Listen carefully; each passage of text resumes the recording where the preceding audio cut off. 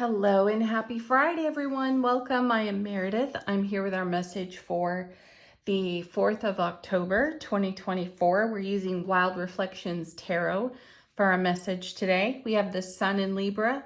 The moon is about to move into Scorpio. Just a few more minutes left in Libra. And then, of course, we've got our retrogrades going on. We're tuning into the energy atmosphere, as you know. What's on offer to us according to tarot? Our first card is the lovely Ten of Pentacles. Now, there's a beautiful way to kick off a reading, isn't it? It's the everything card. It's all about our legacy of happiness, how we're building on it. And, pardon, that was pretty much in the title of yesterday's reading, Choosing Happiness. Let's see what we have to go with it. Oh, sweet. The Eight of Swords. Freeing ourselves from a mental trap. Excuse me. So, Eight of Swords is really about freedom and liberation. And I really do like how this card in particular is done. I think Lightseer's Tarot is like this as well, where we see the reflection of ourselves kind of tied up. And the impression is that we're already beyond this, which is really quite beautiful because we've been seeing that showing up for us in the cards for a while by being consistently encouraged to take action on our intuitive and divine guidance. So this is what creates real freedom and liberation. And as I've mentioned many times recently, the intuition is consistent. It never quits. So even though the voice of the inner guidance may be very soft and subtle at times, it will stay there on repeat for us. And when we do take action on it, we create situations like the Ten of Pentacles over here, a legacy of happiness. Let's see what comes after.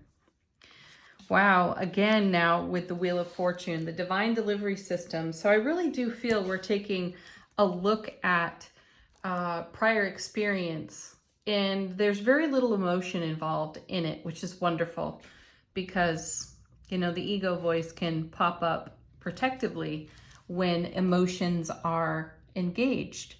So with the Eight of Swords being a potential mental trap, it means that we could be being revisited by some memories, and we also may be revisiting the ego story around those memories. However, we have the perspective of the Wheel of Fortune being the divine delivery system and a 10, which brings lots of fulfillment.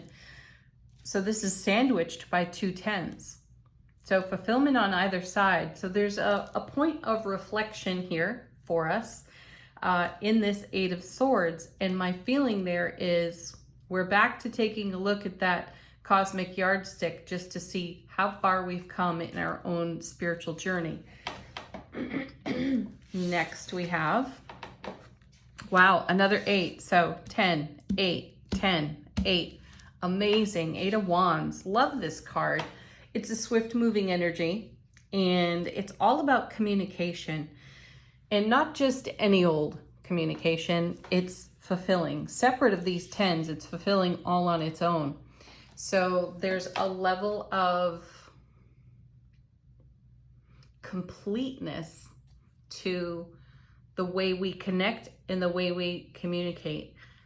Energies are harmonized. They're in a flow of grace, ease, and peace, which is amazing. Also with the Eight of Wands, we're bringing energies together. This is a marriage card in tarot. And by marriage, I mean how things get woven together.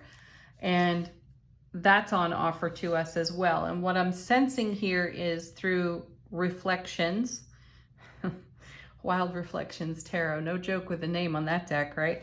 So through our reflections from prior experience, the good, the great, the amazing, the ugly, whatever, we are able to maintain a very fulfilled heart space in the now and continue to weave even more happiness into our journey by reflecting upon the life lessons of the past and how they've strengthened us and how those challenges really tested us, and the level of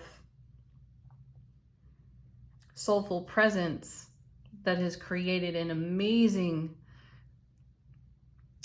spiritual maturity for ourselves. There's no overreaction here in this energy. There is acceptance, there is allowing, there's a whole lot of joy as well. And we're in motion, we're in momentum with it, most especially with these eights showing up for us. And then we have, well, looky there, again, reflections, there's judgment. You know, there's another message on this card too. The primary message of judgment is resurrection. Something of the past is resurrected. So it's quite likely we are seeing an aspect of our own personality from some time ago. And we are having the opportunity to reflect upon the growth we have cultivated in self-relationship as a result of those prior experiences. And it brings with it a whole lot of ambition, passion, fire, and motivation in that Eight of Wands, and a tremendous amount of fulfillment and gratitude for the challenging moments. So don't be surprised if you are stimulated today by things that unfold in the energy atmosphere that have you rejecting a walk down memory lane with the perspective of, whoa, just look how far I've come. Incredible. Bottom of the deck, this is what's going on behind the scenes and how the universe is being of service to us in ways we may not exactly recognize. Our first card, Five of Pentacles. Fives are a bit of a challenging card in tarot, though they bring change. So this is a beautiful card to have here, most especially with what's been shuffled out of the deck thus far. So there's a cost to taking sanctuary in an energy that no longer serves. You think you have comfort there, though we're being shown contrast and perspective over here through the Eight of Swords and all the tens, and then of course judgment. So here again, I feel like this Five of Coins is showing us again how far we've come, the contrast from whenever to now, and there's a great celebration in that through the Ten of Pentacles. So keep doing what you're doing. It's amazing. Yeah, look at that. Then we have the Sun. Happiest card. This has happened a couple of times already this week in tarot. You see a card that's a little on the challenging side that brings in some contrast or shows you a perspective you'd rather not look at, and then the Sun has shown up, or the Four of Wands has shown up. Amazing. So brilliant clarity, great happiness, lots of life celebration, lots of self-relationship celebration. Thank you, Judgment. Oh my, yeah, see, and then there's the Three of Swords, also a card we've seen this week. Wow, the deck's not messing around, is it? It's certainly serving up a whole lot of powerhouse, wonderful, amazing, and fulfilling cards, and certainly dishing out some of the more challenging cards to really emphasize the perspective of from whenever to the now. And we've talked a lot about dropping those old stories. Just because they're known, they're familiar, and they're comfortable does not mean that they really have a valuable contribution going forward. It's more celebrate what you've done, where you've been, how you've done it, and what are you planning to do next? And keeping the perspective of gratitude for the challenges that have come your way. Wow, yeah. Now, the Two of Swords. Another card we've seen a bit of recently. Perfect, because this is us kind of taking a shot in the dark. Almost always the character on this card is blindfolded and listening to the inner guidance before taking the next action. So here we're being pointed once more back to the intuition. And I feel like there's a message on the Two of Swords of never give up. Don't ever quit.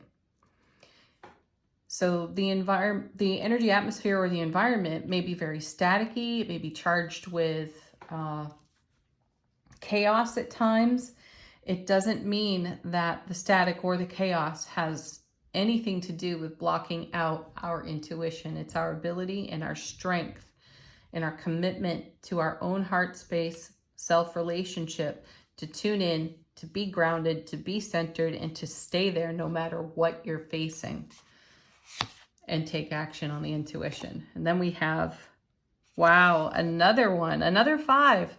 Interesting numerology in the cards today. So there's the 5 of Cups, which again, I feel is, and then there's Temperance, which is number 14, 1 and 4 or 5. Fantastic. So I'm taking it. Anyway, my feeling here is we're being pointed in the direction of taking stock of the journey and really honoring our choices and the actions that we've taken.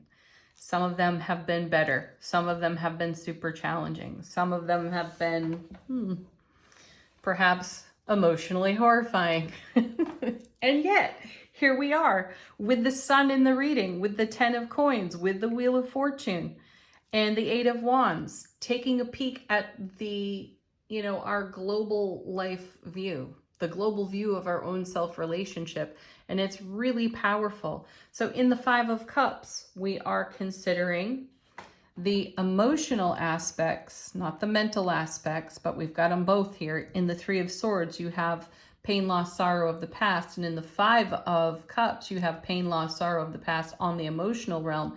However, you have 2 upright cups, giving a nod to the 2 of Cups, which is showing up in the way you desire to be met, which we have done over and over and over again by listening to the inner guidance, the divine guidance, and following through, taking action on all of that. So if ever you needed a pep talk type of reading, this is it. Keep going. Don't ever quit. Don't stop now, which we've seen a lot of out of Angel Answers in recent weeks. So if this were a report card, you've got straight A's. You've overcome a whole lot of challenges and maintained a connection in self-relationship to your heart space and your heart-mind coherence.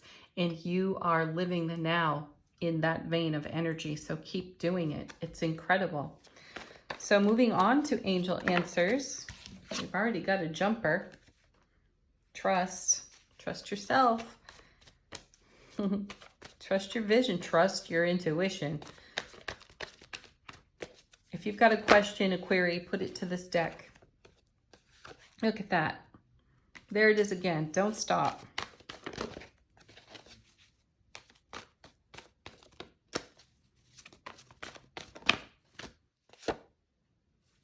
We've got a reconsider card. Yes, and I feel that's all over this reading with Judgment, the 8 of Swords, the 5s, the 3 of Swords.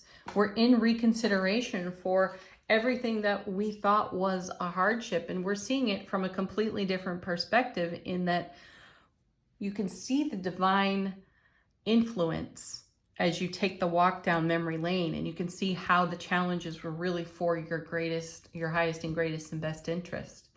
And in reflection, you realize, or even reconsideration, you would not change a thing. Kind of powerful, right? Especially if you're someone right now who finds yourself in a 3 of Swords, 5 of Cups situation. You may not think that this is for your highest and greatest good. It may just be emotionally uncomfortable for you. Though, keep the faith and don't quit. Continue to trust the divine guidance and let go. One more. What do you have to say to us, angels?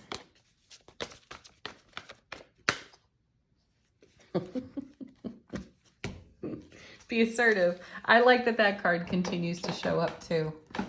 Absolutely. Don't take no for an answer from your own ego. Final word on the reading.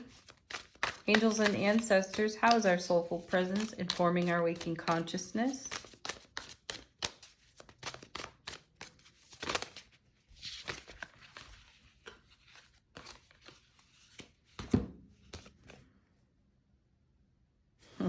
We have the Knight.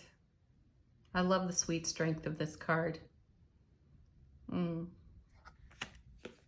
That's really the posture to take when you see the Three of Swords, the Five of Pentacles, any of the challenge cards, the Eight of Swords that show up in a reading. Show up like that. And be brave and be honest with yourself. And then we have the Stargazer. Set your sights higher.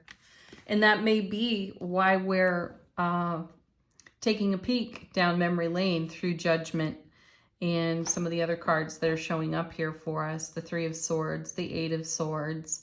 By having some opportunity to reflect, we can set our sights higher. We know that we can ask for more from our self-relationship because of the experiences we've had previously.